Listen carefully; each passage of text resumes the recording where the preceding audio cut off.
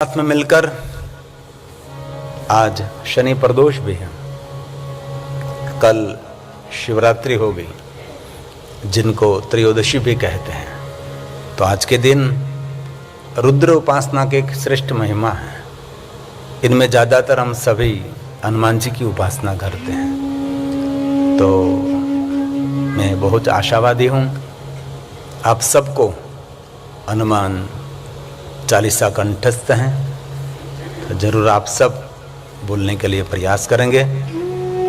घर में हम हनुमान चालीसा का पाठ करते हैं तो इस समान फल देता है, लेकिन जहाँ देवालय, जहाँ शिवालय, जहाँ कथा स्थान है, वहाँ बैठकर एक बार पाठ करने से एकम वा कोटि गुणितम, एक बार बोलने से कोटि गुना फल मिलता है।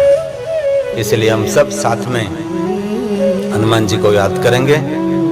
लेकिन आपको एक मुझे लेसन देना है कि कभी भी हनुमान जी महाराज के दर्शन करने के लिए आप जा रहे हैं, हनुमान जी के सन्मुख रहकर, खड़े रहकर, बैठकर ये पूरा हनुमान चालीसा का पाठ करने का आपके पास समय नहीं है, तो रामचरितमानस अंतर्गत 2 चौपाई जरूर कंठस्थ करने का प्रयास करेंगे और हनुमान जी के सामने उनका जरूर गायन करें।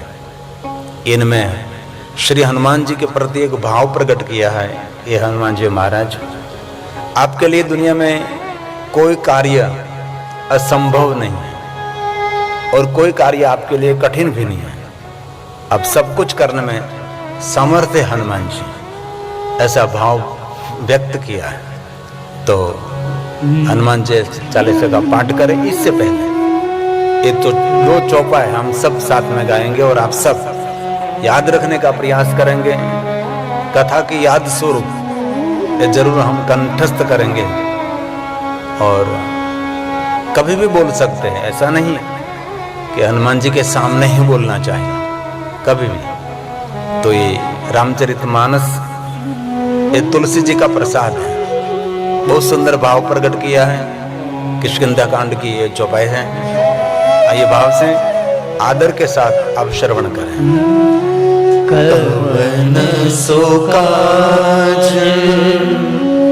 कठिन जग माही। ये हनुमान जी महाराज को कहा है, कवन सो काज कठिन जग माही। आपके लिए कोई कार्य कठिन नहीं है, आप सब कुछ कर सकते हैं। हनुमान जी महाराज की सेवा में जो समर्पित रहे, जो भगवान महादेव जी के 11वें रुद्र भी हैं, तो उनके सामने हनुमान जी को प्रणाम करते करते आप जरूर ये बोलने का एक नियम धारण करें, मुखपाठ कर लीजिए, याद रख लीजिए। कवन सो काज कठिन जग माही। जो नहीं होई तातन तुम पाही। जो नहीं होई तातन तुम पाई।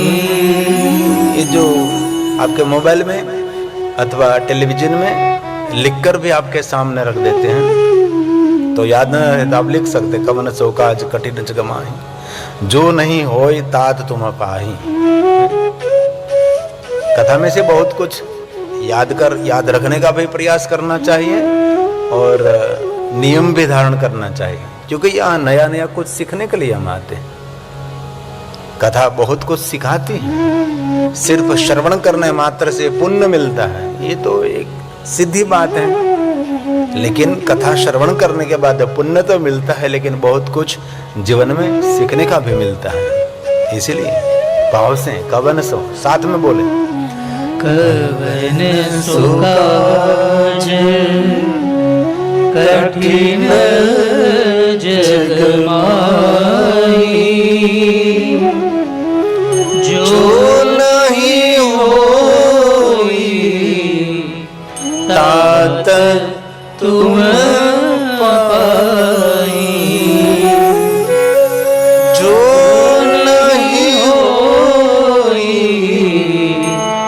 तात तुम पाही। जो नहीं होई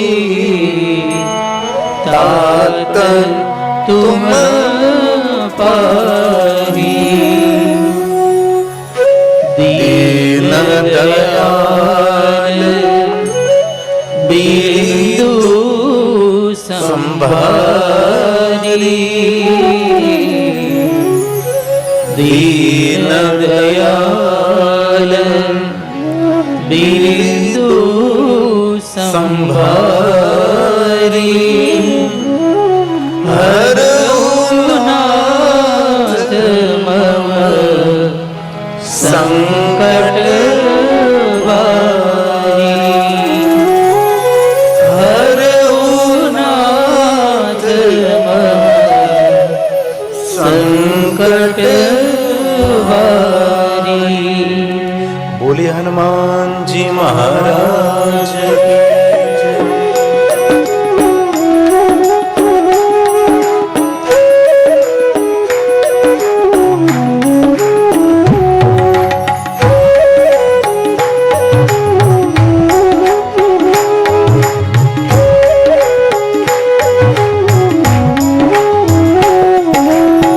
अंजनी ना जाया हनुमान समरू बजरंगी तमे। अंजनी ना जाया हनुमान समरू बजरंगी। मारुति नंदन केसरी नंदन। मारुति नंदन केसरी नंदन। अंजनी ना जाया हनुमान समरू बजरंगी तमे। अंजनी ना जाया हनुमान समरू बजरंगी।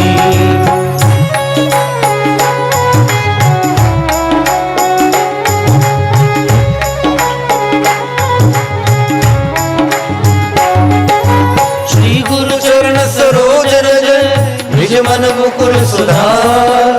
वरणौ रघुवर विमल जश जोदायक फल चार। बुद्धिहीन तनु जानिके सुमिरो पवन कुमार।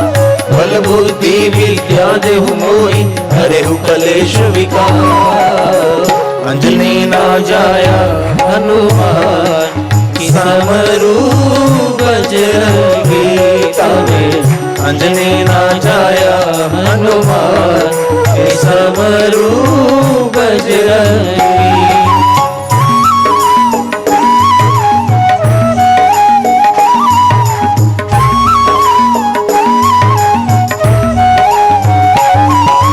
जय हनुमान ज्ञान गुण सागर। जय कपीश तिहु लोक उजागर। रामदूत अतुलित बल धामा।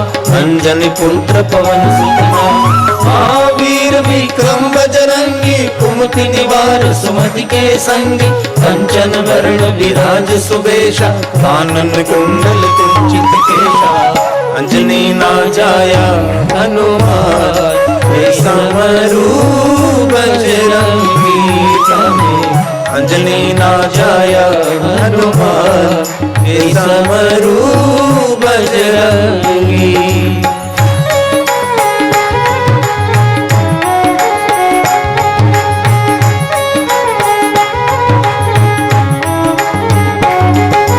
हाथ वज्र और ध्वजा विराजे। कांधे ऊंच जनेऊ साजे।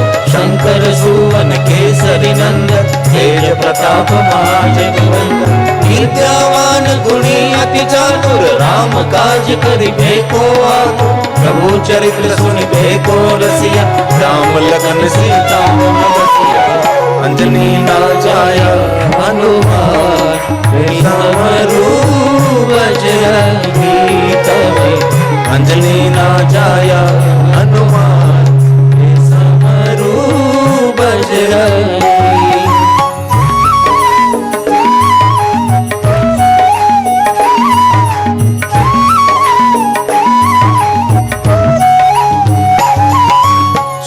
रूप धरि सिंह दिखावा। विकट रूप धरि लंक जरावा।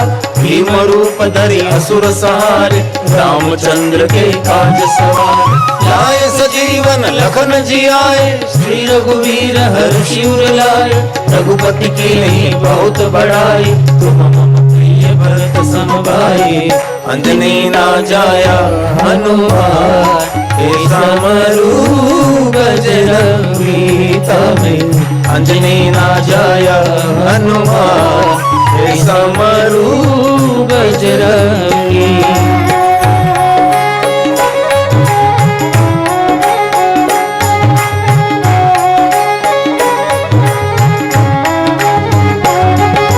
सहस्त्र बदन तुमरो यश गावे यश कहीं श्रीपति कंठ लगावे सनकादिक ब्रह्मादि मुनीषा नारद सारद सहित यम कुबेर दिगपाल जाते कवि कोविद कहि सके काते तुम उपकार सुही वही कीना राम मिलाई राजपद लीना अंजनी ना जाया हनुमान हे समरू बजरंगी तमे अंजनी ना जाया हनुमान हे समरू बजरंगी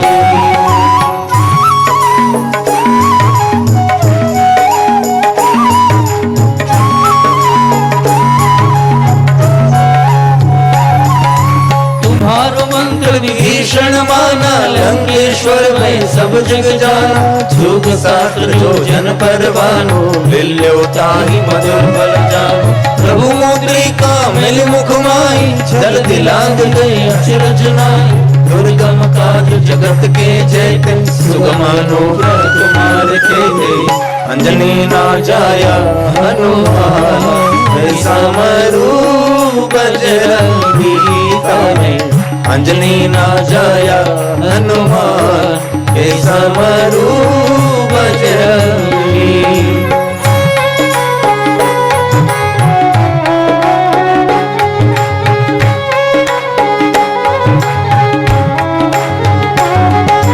राम दुआरे तुम रखवारे होत न आज्ञा बिन पैसार सब सुख लहे तुम्हारी चरणा तुम रक्षक ताहू को डरना आपन तेज सहारो यापे तीनों लोग हाँकते कापे भूत पिशाच निकट नहीं आवे महावीर जब नाम सुनावे अंजनी ना जाया हनुमान हे समरू बजरंगी तमे अंजनी ना जाया हनुमान हे समरू बजरंगी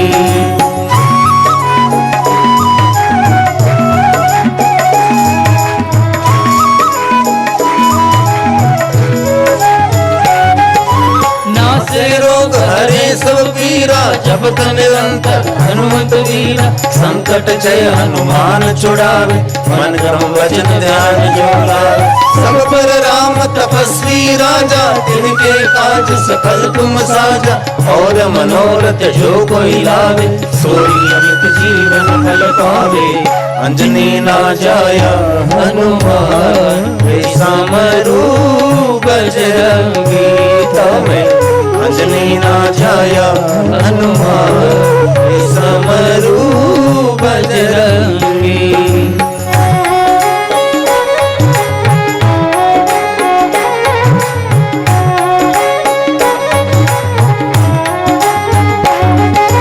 चारों जुग पर ताप तुम्हारा है प्रसिद्ध जगत उजियारा साधु संत के तुम रखवार असुर निकंदन राम दुआर अष्ट सिद्धि नौ निधि के दाता असवर दीन जानकी माता राम रसायन तुम्हारे पासा सदा रहो रघुपति के दासा अंजनी ना जाया हनुमान हे समरू बजरंगी तमे अंजनी ना जाया हनुमान हे समरू बजरंगी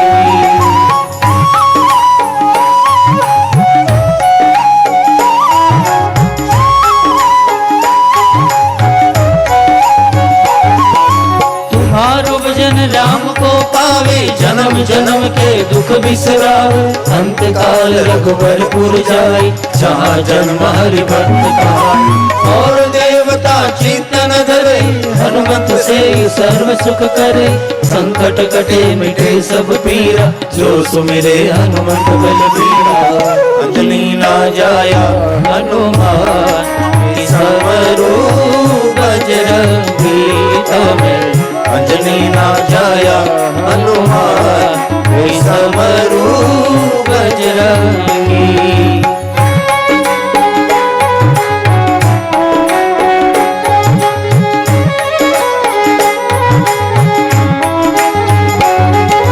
जय जय जय हनुमान गोसाई, कृपा करो गुरुदेव की नाई। जो सत बार पाठ कर कोई, छूटे बंदी नाम कोई। जो यह पढ़े हनुमान चालीसा, होई सिद्धि साखी गौरीशा। तुलसीदास सदा हरिचेरा, विजय नाथ हृदय माडेरा। अंजनी ना जाया हनुमान, समरू बजरंगी तमें। अंजनी ना जाया हनुमान, समरू बजरंगी तमें। अंजनी ना जाया हनुमान, समरू बजरंगी। पवन तनय संकट हरण, मंगल मूर्ति रूप। राम लखन सीता सहित, हृदय बसहु सुररूप। बोलिए हनुमान जी महाराज की। धर्मक्षेत्रे महाक्षेत्रे गंगा कालिंदी संगमे, प्रयागे परम पूर्णे ब्रह्मलोकस्य वर्तमाने। ब्रह्मलोक के मार्ग स्वरूप प्रयाग तीर्थ में सूत पुराण जी भगवान महादेव की कथा का गायन करते हैं। स्वयं ब्रह्मा जी नारद जी को कहते हैं कि हे नारद, आपके भाग्य की और पुण्य की सराहना में किन शब्दों में करूं। भगवान महादेव की कथा श्रवण करने के लिए आप ब्रह्मलोक में पधारे हैं। आप मेरे पुत्र हैं, लेकिन मेरे लिए प्रणम्य हैं। जिनके मुख में से शब्द प्रकट होता है कि मुझे महादेव की कथा श्रवण करनी, इसी समय वो मनुष्य प्रणम्य है। कोई भी मनुष्य भगवान महादेव की कथा सुन रहा है, उनके दर्शन करने मात्र से सभी तीर्थ यात्रा का फल मिलता है। नारद, कोई भी जाति का, कोई भी ज्ञाति का, कोई भी वर्ण का, कोई भी देश का, कोई भी वेश का, कोई भी मनुष्य जो महादेव की कथा श्रवण करते मनुष्य दर्शनीय है, ये प्रणम्य है, वंदन करने के लिए योग्य है। नारद, लोका नाम हित काम्या, जगत हित के लिए, लोक हित के लिए, जगत कल्याण के लिए है नारद मैं आपको भगवान महादेव की कथा को, भगवान शंकर जी की कथा का प्रारंभ करूं, इससे पहले आपके समक्ष में भगवान शंकर जी की सुंदर स्तुति करूं। ब्रह्मा जी ने भगवान महादेव की वंदना की है, क्योंकि ब्रह्मा जी भगवान शिव जी के परम भक्त हैं। ब्रह्मा जी ने स्वयं ने अपने कर कमलों के द्वारा बहुत सारे शिवलिंगों की स्थापना की है। भगवान महादेव के भक्तों में ब्रह्मा जी अग्रगण्य हैं, श्रेष्ठ शंकर भगवान के भक्त हैं ब्रह्मा जी। इसलिए स्वयं ब्रह्मा जी भगवान महादेव को प्रणाम करते और भगवान शंकर जी की सुंदर स्तुति करते। बहुत लंबी स्तुति, लेकिन थोड़े श्लोकों गाकर हम भगवान महादेव को प्रणाम करेंगे। जो ब्रह्मा जी के मुख से प्रकट हुए एक दिव्य शब्द हैं, जो ब्रह्मा जी ने भगवान शंकर जी को प्रणाम किया और महादेव की स्तुति का गायन किया है। नमोस्तव अनंत रूपाय, नीलकंठ नमोस्तुते, अविग्लाट स्वरूपाय, कैवल्याय मृताय च, कैवल्याय मृताय च। ब्रह्मा जी ने भगवान महादेव के बारे में कहा, भगवान आपके अनंत रूप हैं, सभी रूपों की मैं वंदना करने के लिए मैं समर्थ नहीं हूं, असमर्थ हूं। लेकिन आपने कालकूट नाम का विषपान किया था, इस रूप को मैंने मेरे हृदय में अंकित कर लिया है, मैंने धारण किया है। और भगवान शंकर जी का ये बहुत परोपकारी स्वरूप नीलकंठ रूप है, जिन्होंने कंठ में विष रखा है, इसलिए भगवान महादेव को हम नीलकंठ कहते हैं। लेकिन ब्रह्मा जी का कहना है कि विषपान वो ही कर सकता है जो अमृत से भरा है, जो जिनमें अमृतता नहीं है वो विषपान नहीं कर सकता है। इसलिए केवल्य या अमृत है, अब केवल्य अमृत स्वरूप है भगवान शिव, इसलिए आपने विषपान किया है। समाज का अनादर कौन सहन कर सकता है? जिनका जीवन आदर से भरा हुआ है, जिनके जीवन में कोई आदर्श नहीं है, वो किसी का अनादर कभी सहन नहीं कर सकता। हमारा कोई अनादर करे और हम उसका आदर करें, ये हमारी सभ्यता है, ये हमारे संस्कार है। और हमारा कोई अनादर करे और उसका हम स्वयं अनादर उनका करने लगे, तो इस व्यक्ति और हमारे में कोई फर्क नहीं, हम कोई ऊपर नहीं उठे। ऊपर उठा मनुष्य तो उनको कहा जाता है, उनके लिए लाख कोई गंदे शब्द का प्रयोग करें, एक नहीं 1000 बार कोई निंदा करे तो भी उनकी स्तुति करता रहे, उनकी प्रशंसा करता रहे, यही हमारे सभ्यता है। लेकिन ऐसे लोग मिलना बहुत मुश्किल है। हमारे सबके जीवन में हम सबको ये अनुभव है, हमारे लिए कोई बुरा बोले तो हम उसके लिए बुरा बोलने लगते हैं। सीधी बात है, सीधा व्यवहार हमारा सबका है ना। इनमें हमारी सभ्यता नहीं है, हमारी सभ्यता उनमें है। सामने वाला व्यक्ति हमारे लिए कोई बुरी बात कर रहा तो भी उनके लिए हम अच्छी बात करें, इनमें हमारी दिव्यता है। ब्रह्मा जी ये सबसे बड़ा संदेश देना चाहते हैं। और एक बात जीवन में याद रखना, जो श्रेष्ठ लोग हैं वो अच्छा बोलते रहेंगे, जो दुष्ट लोग हैं आपके लिए बुरी बात करते रहेंगे। इनमें आपको कोई नाराज होने की जरूरत नहीं है, ये ब्रह्मा जी का कहना है। आपकी कोई नाराजगी नहीं है, और दूसरा व्यक्ति आपके बारे में कुछ बोल रहा है, वो आपका परिचय नहीं है। आपका परिचय दूसरे के पास नहीं होता, आपका परिचय आपके पास है। आप कौन है हमको स्वयं को पता होना था ना, दूसरों को थोड़ा पता होता है। दूसरों तो बाह्य रूप देख सकता है, लेकिन स्वयं हम कौन है वो तो हम सभी जानते हैं ना। हमारा भीतरी रूप हम लोग जानते हैं, दूसरा व्यक्ति कभी हमारे भीतरी रूप को नहीं जान सकते। इसलिए कोई आपके लिए भली बुरी बात कभी भी करे तो कभी जीवन में नाराज नहीं होना। विषपान वो कर सकता है जो अमृत से भरा है।